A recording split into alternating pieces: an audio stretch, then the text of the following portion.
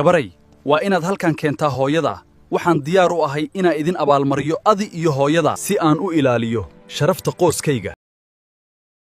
afka ayaan u bixinayaa si aysan waxba u sheegin lacagtaada iguma iibsan kartid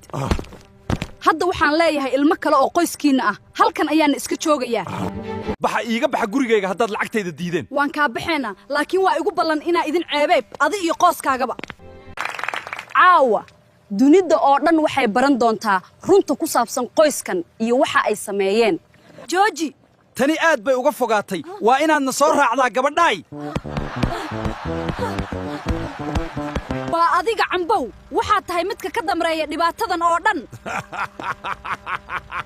cunugayga yar ee quruxud badnaayow